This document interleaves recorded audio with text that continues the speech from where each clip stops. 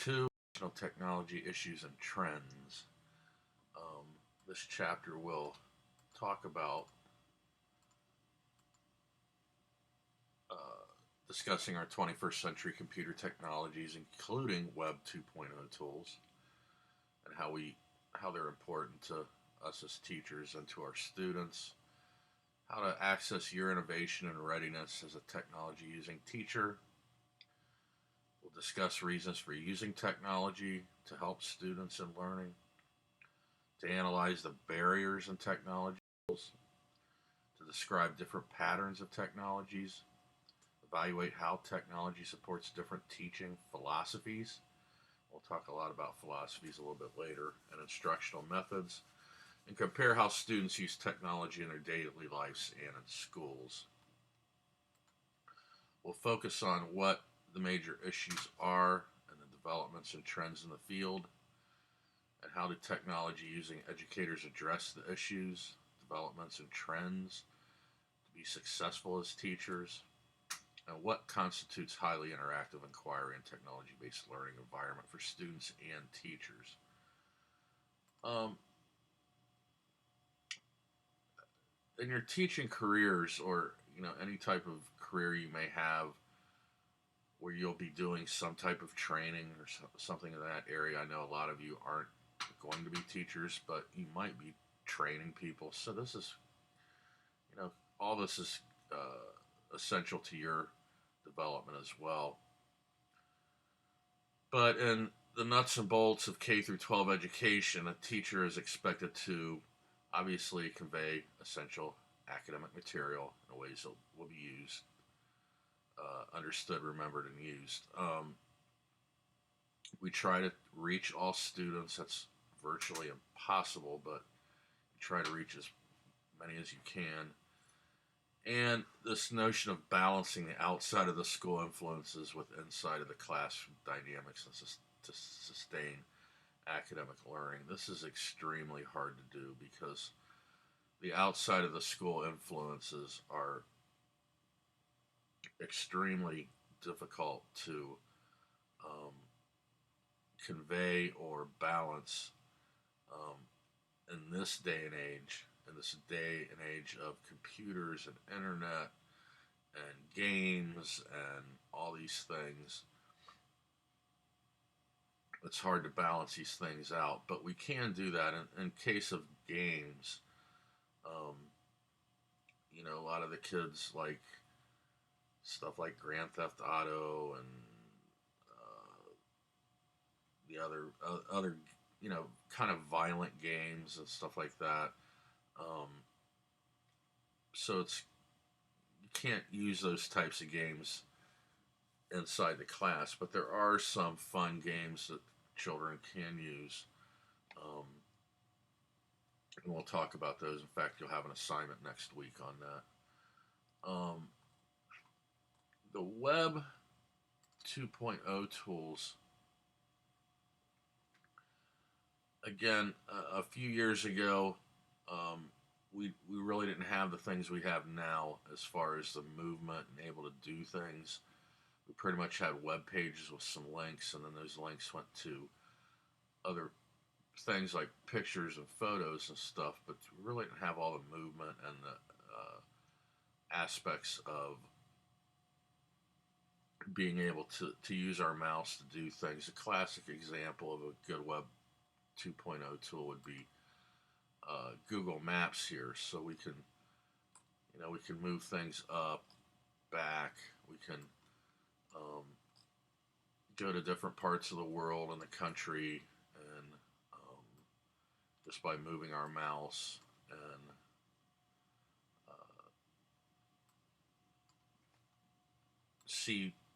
get really deep into something. So move this down just a bit here. Hang on.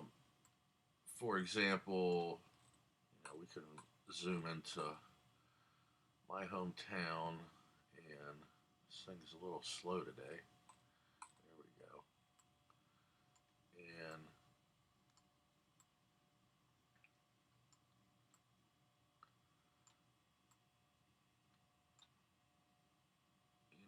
all the way in.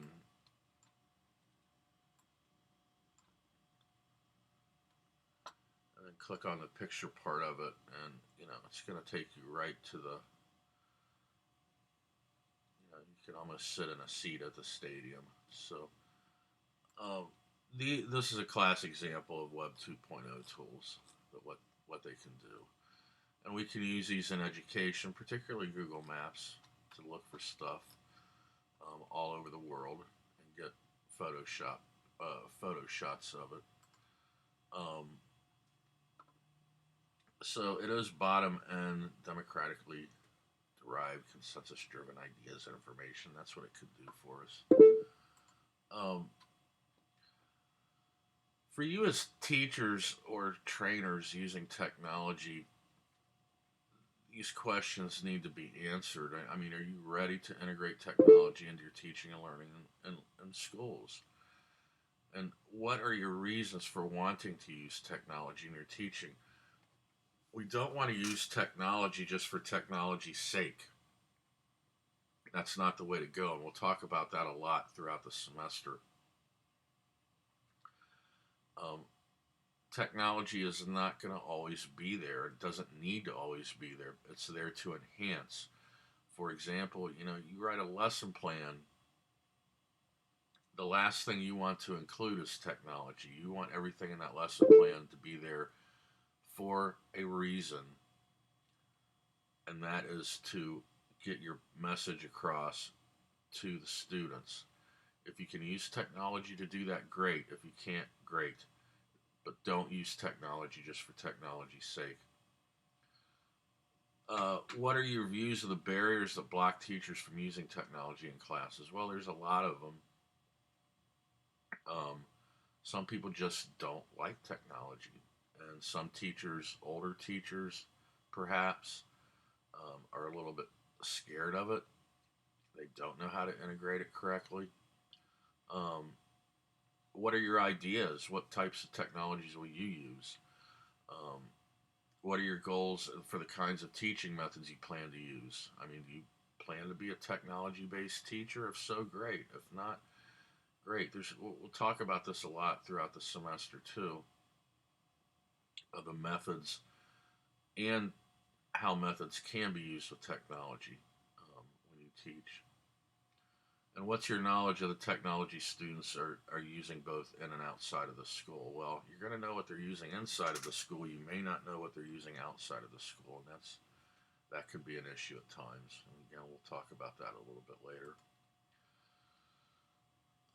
Your innovation and technological readiness. Well, you all are technology savvy and technologically literate, so you're not going to have a whole lot of problems with this. There are really what the book calls three groups of educational technology users, and a small group of innovators. And I would consider most of you that, eager to integrate computers into your teaching. It's a somewhat larger group, and that's slowly becoming a smaller group, and that's the skeptical and cautious adapters, and they worry about system crashes and inadequate equipment and so forth and so on. So, we live in a society now where we're used to system crashes.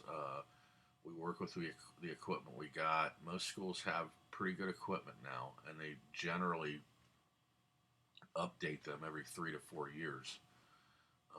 Leon County, for example, does that. They pull everything out 3 or 4 years and replace it with new stuff. And there's always new stuff coming out, too.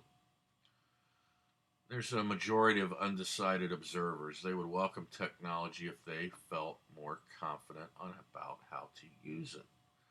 And that's an issue, particularly with older teachers.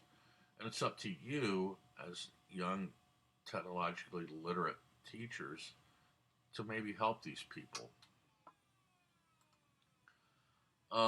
This is from a research project from the Pew, PEW research group, and they did a thing of identifying groups of technology users. And I wanted you to actually do this, but the site is having problems. They're redoing the site, and the survey is no longer available. But you would take it much like you would take the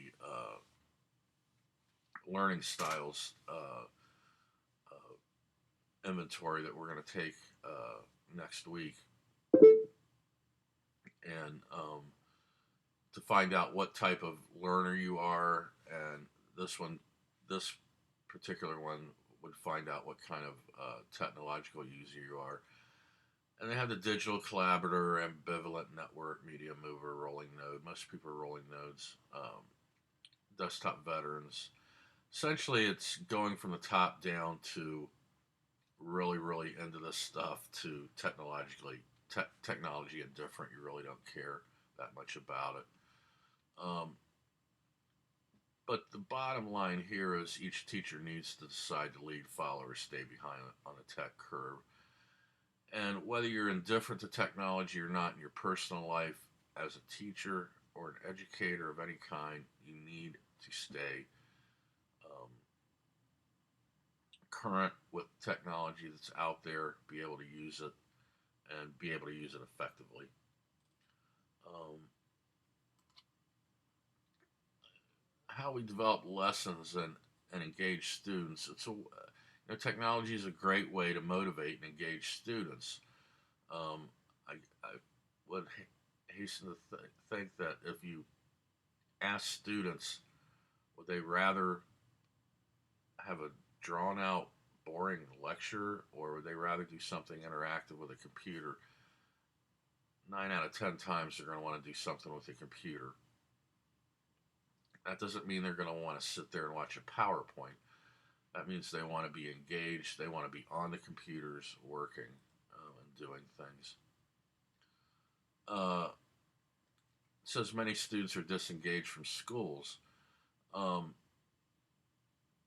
Again, just as I said, there's least engagement with teacher lecture.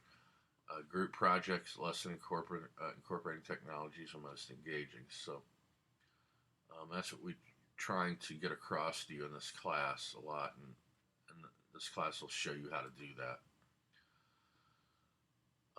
Using technology to enhance teaching. Technology affects two central aspects of teachers' work. We have instructional stuff that we do, lesson plans, presentation products, but then you also have the administrative side where you've got to keep track of the grading, correspondence, emails, reports, all those things. So we have two different ways we use technology. It's pretty cut and dry and pretty no-brainer there. But a lot of the students say teaching well means giving them challenging things to think about, being organized, student-centered, which we'll talk about that. It's more about the student than the teacher. We'll talk about that philosophy a little bit later in this semester. Being a motivating factor to get students learn, being excited, showing enthusiasm, those types of things, giving feedback to students, and then different learning styles. And again, we'll talk about those later throughout the semester. Teach different ways of thinking. Okay, there's different ways to promote critical thinking, and we'll talk about those too. Ask provocative. One way is to ask provocative, thought-provoking questions, and ask for reflection. Um, Giving students skills, particularly in technology. Slowing the flow of information so everyone understands the material. That's a big issue because you're going to have a lot of different students in your class with a lot of different problems and a lot of different teaching, learning styles. And then having positive interactions with your students. Well, how can technology help you achieve the goal of teaching well? Well, there's a lot of ways. One is access, making sure technology is available in your classroom. And again, we'll talk about the NET standards last week. We'll talk a little bit about them this week. But the NET standards require that all schools have technology. So the lack of access in the schools is becoming less and less, but the lack of access outside is another issue we'll talk about. Teaching schedules. Are the periods too short to allow this integration of technology? Well, periods are usually 50 minutes, but sometimes they do these block schedules where they'll have 2 or 3 hours. Um, Depends on the class. Curriculum requirements. Is there pressure for you to cover a specific curriculum? Well, in this day and age of assessments and all these standardized tests and all those things, you better believe there's pressure to cover a specific curriculum. And can you use technology to do that? Sure, you can. Are you comfortable with technology? You should be. Organizational support. Does the school have technological leadership? Well, most do, but it's some's not. It's just like anything in life. Some's good, some's bad. Um, Most of it's good though. And then your attitudes. Do you respect technology? Most of you do. Most of you know how important and strong it can be. But again, it has to be used wisely, just not for the sake of using technology. We have this issue of the digital divides and participation gaps, and that is extremely high. There's always going to be the have and have nots, although most schools do have a lot of technology now. However, that's not true outside the school. So it can be distributed evenly through school, but not necessarily through society. Okay. Um, it creates a digital divide and participation gap, and it affects mainly low income, non white, uh, urban, and rural students. Um, so that should be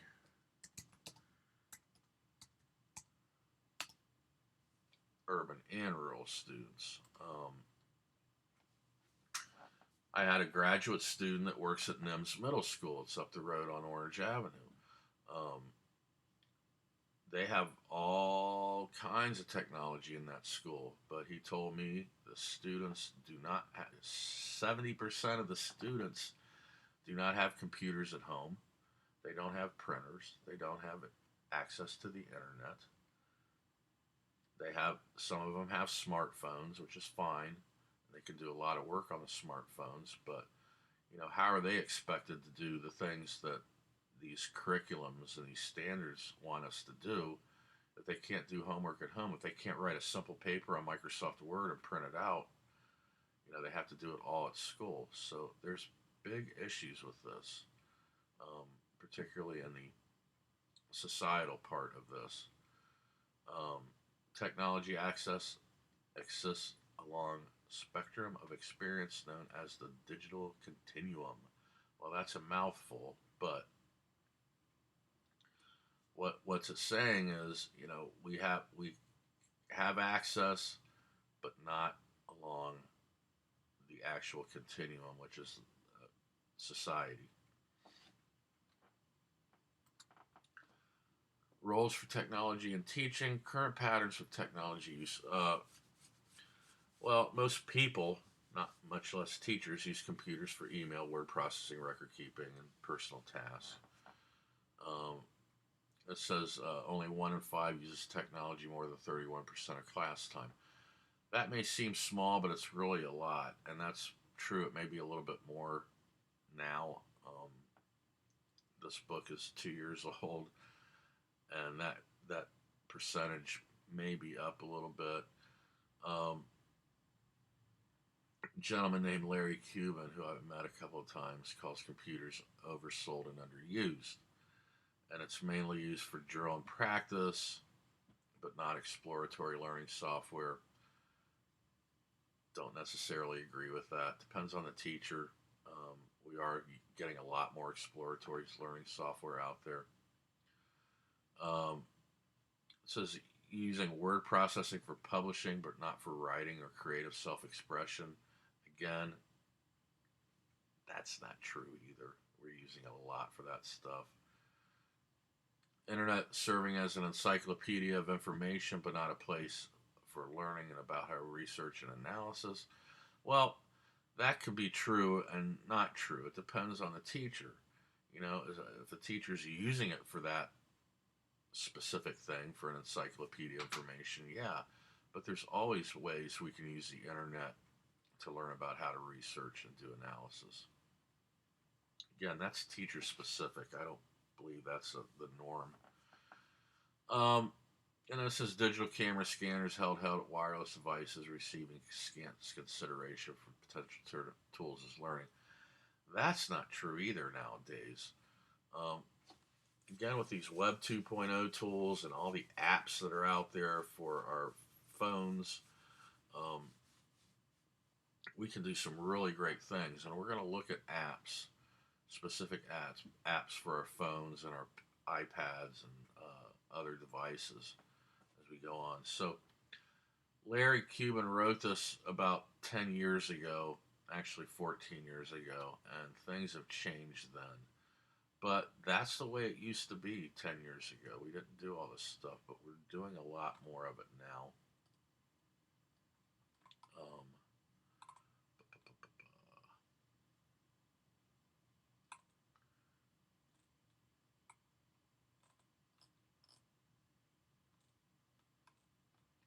Sorry about that. What is your teaching philosophy? Well,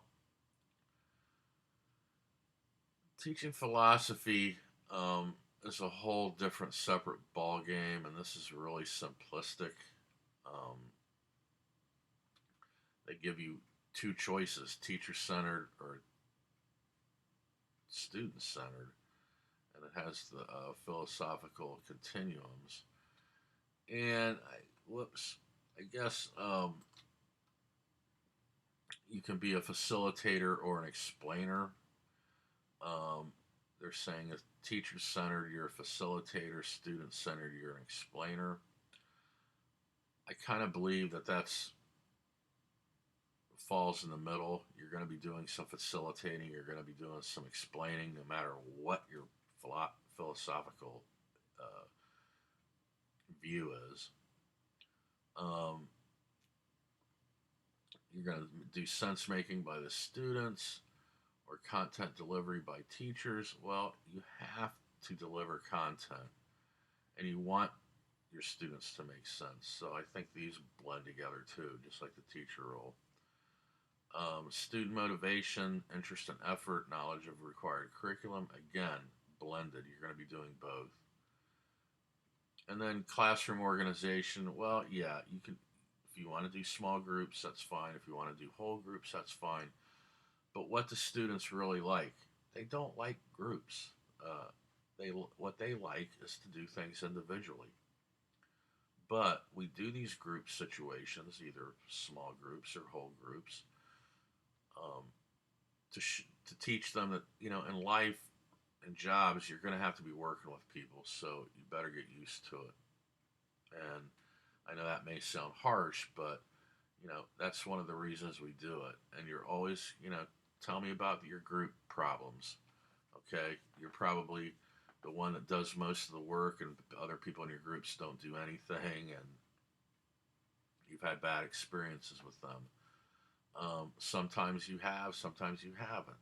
Depends on the group. So I can guarantee you when it's pay on the line, when you're getting paid for this, the group work tends to get a little bit more tight.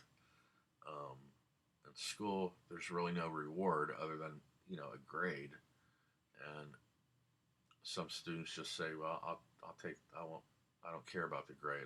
Just not going to do this." So, but we still like to try to do group work if we can and try to do it successfully. Um, Again, we talked about NETS earlier in this lecture, and that's the National Education Standards, Technology Standards, and Technology Supported Learning. They do this NET stuff to reduce reliance on traditional environments, which means environments without technology. Um, they claim that they embrace emerging learning landscapes, which means more technology. So there's less teacher talk and more discussion and interaction. There's less individual work and more group work. However, there is a lot of individual work done, particularly with remedial stuff. Less testing on recall, more testing on emphasis on critical thinking, inquiring, problem solving. That's true to a point, but you can't do that all the time. You have to do the testing. Um, it says technology can drive inquiry-based learning, and that's true. And how we get inquiry-based learning is through things like reflection and group work and those types of things. Students and their technologies. Okay, different paths to technology literacy. We have the digital immigrants, and those are people who came to the computer later in life. We're finding less and less and less of them.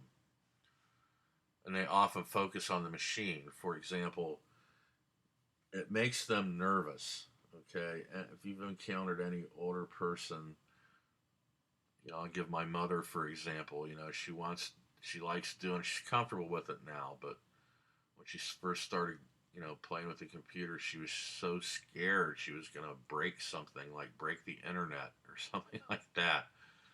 Okay, it's it just takes time and patience, and sometimes things don't work the way they promise they're supposed to work. We in this day and age, and you in this day and age, understand things happen with the internet. You got to restart the computer once in a while, so forth and so on. But you have to realize that the computer is just a box of wires and boards, and you are smarter than it. And yeah, stuff happens, and things are going to happen, but generally, they're not happening as often now. So we have the digital immigrants. You're going to be the digital natives. You've grown up using technology. You have a focus on the applications. You know um, the initial experience is the lens filter through which technology is viewed. You know how to look through that lens and filter what you need out of it. So it's not that big an issue with you all. You are definitely digital natives. We do have the digital disconnect, and that's the difference between students between themselves perceive themselves and their less computer and internet savvy teachers. So, you're going to get the students to think they know everything, and they're going to know a lot more than you, but you know enough to be able to keep up with them. Um, Students view the internet as a virtual textbook and reference library, a tutor, a study group, a guidance counselor, and a locker, backpack, and notebook. So they have everything in there. They know how to use this stuff. It's not going to be a big issue to teach them how to use it. The issue is how to use it wisely and how to use it so it's going to help you and them. And again, this digital disconnect. Students enjoy learning with technology even when it's not required. They enjoy the multitasking, free-flowing, flexible, unscripted setting. And you're either going to bridge it or broaden it. It's going to be there. You're either going to just let it work for you as little as possible, or you're going to let it work for you as much as possible and go even further with it. So that's what we want you to be as technological leaders in your classrooms. Okay, that's it for this one. We'll see you next time.